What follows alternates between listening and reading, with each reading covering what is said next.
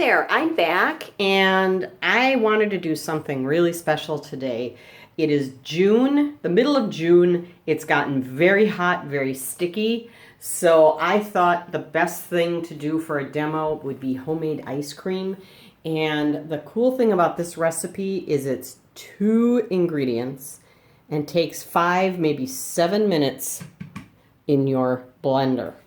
Now, of course, there's going to be time that it needs to freeze and set up in the freezer, but it goes amazingly fast. You don't need any special or expensive equipment. You don't have to freeze a bowl for a week and a half before you can use it.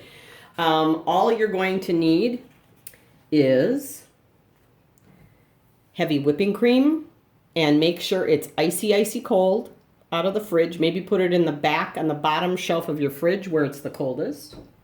And you will need some sweetened condensed milk. You can use any variety you like. There's the regular dairy, there's the non-fat, fat-free dairy. Doesn't matter because you have plenty of fat in the whipping cream, but if you want to reduce it, go ahead and use that. And then I found this, which is my current favorite. It's made with coconut milk, and it's to die for. And it's the same wonderful syrupy texture as regular sweetened condensed milk, but it's made with coconut milk, and it has just the lightest, sweetest flavor of coconut. It's absolutely wonderful. I highly, highly recommend it. So what we're gonna do, turn the blender on. I just want to kind of, if there's any little bits of solids in the whipping cream, you want those too. So we're gonna, this is 1 pint or 473 milliliters. And we're just gonna pour this whole container into the blender, okay? And this is one of those recipes where you're going to be stopping and starting it a few times, because as this thickens, it's gonna create an air pocket like right over the blades. So you're just gonna need to go in there with a spatula or something to break it up and then start it again. Also, I want to mention, this is a recipe you want to use the lowest steady speed on your blender, because this doesn't take very long. If you go to high speed, what's going to happen is whatever's down at the blades, well, not only are you going to get the air pocket, but what the cream that's at the bottom of the blades is going to get thick really quickly, and you're going to have liquid up here. And you'll keep running it, and you may turn this into lumpy butter before you've had a chance for a nice consistent whipped cream. So I always do it on the low speed. I even tried it on medium, and it kept creating that air bubble so many times I got frustrated and just went back to low speed, and it came out perfect. So let's give this a go.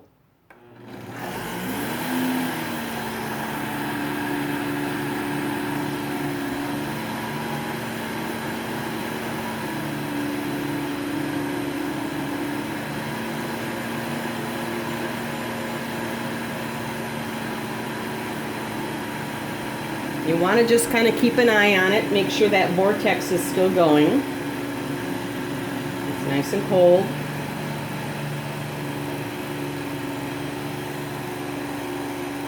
And when the vortex closes, it's starting to thicken. So we're gonna, there, do you hear the motor kind of got higher? Just that second there. So we're gonna go in and just sort of, see, there's that air bubble. I kind of let it burp. And it's already getting thick. Look at it, it's getting thick pretty quickly here. So let's put the lid on and keep going.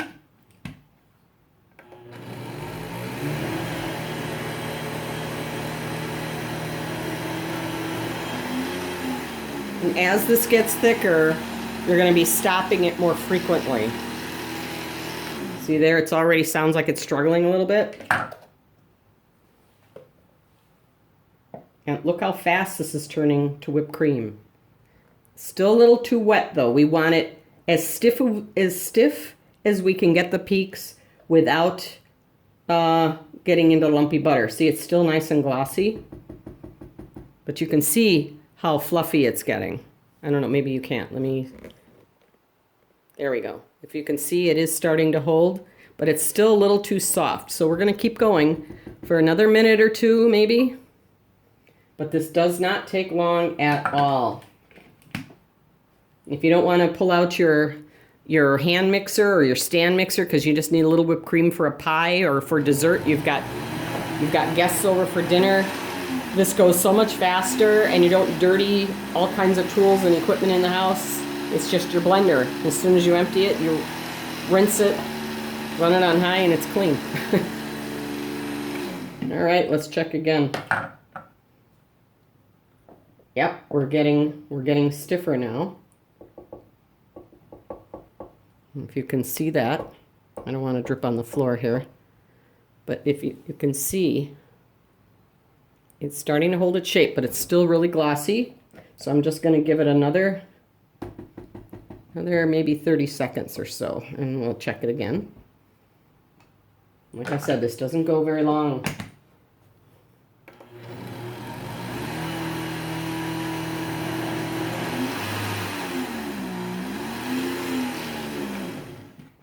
That's the sound of an air pocket.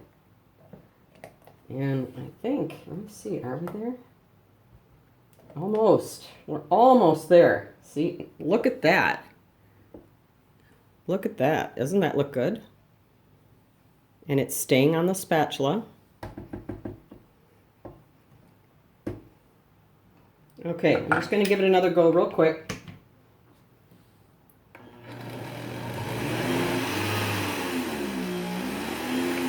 In fact, I'm going to just hit the pulse a couple times.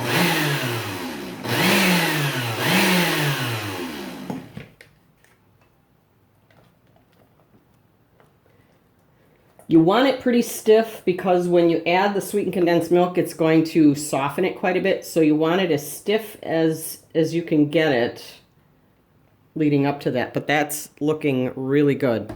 Let me bring this up to show you so you can get a better look here. Go back just a bit. But you can see, look how stiff the whipped cream is.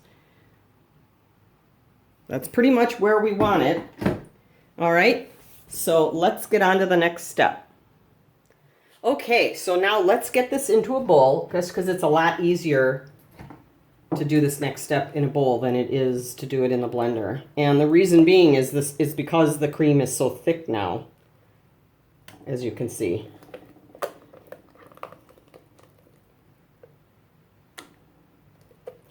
And if you tried to add the sweetened condensed milk to it in the blender, I don't think it would get very thoroughly mixed. You'd have to constantly be stopping it and stirring it anyway. And you don't want to, I mean, whipped cream is one of those things that once you go too far and it starts to separate, which is how butter is made. You start separating that watery whey from the cream, from the solids. And the solids are what creates butter. So, and once you get to that point, you really can't reverse it. So, but just look at that. Isn't that beautiful whipped cream? All right. And then what we're going to do is we're going to add our sweetened condensed milk. And you only want to add, I only add about 1/4 of this can. It is an 11 1/4 ounce can, or 320 grams. You're only going to add about 1/4 of the can. You can see I've been making ice cream because there's not much left. And you're just going to, what I like to do is just sort of drizzle it around the outer edge.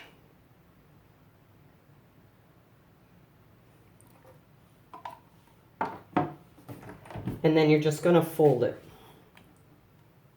because you don't want to knock all the air out of the whipped cream after all that work to get it in there. So, oh, this is beautifully thick. And this, of course, is going to sweeten your mixture, so you don't need to sweeten or add anything to the whipped cream when you're whipping it. About the only thing I could say that would be something you could add to it while you're whipping the cream is vanilla. Basically, this is the 2 ingredients for this simple ice cream. And then, obviously, it goes into the freezer. So what I'm going to do is add my vanilla now, and that's totally optional. You could add some chocolate syrup to it, mix it up and make it chocolate ice cream, or you could just drizzle it in and fold it a little for a chocolate ribbon. You could add any kind of other frozen or fresh sliced or chopped berries or fruit of any kind. Nuts would be wonderful. Mini chocolate chips. I'm using vanilla bean paste.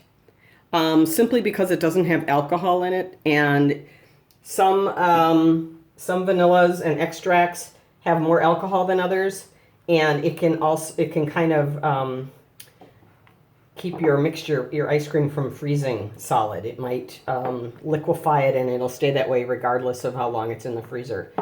So this, I'm just going to get that stirred in. That's just my personal preference. If you have extract, go ahead, but add a really little bit. That's why I'm saying add it to the whipped cream first, and it will whip in, and the cream will still whip. So there is our mixture. I'm going to cover this with some plastic wrap and get it in the freezer, and I will show you what it looks like when it's done. Okay, here's our finished product. I made one earlier this morning so that I'd have a finished one.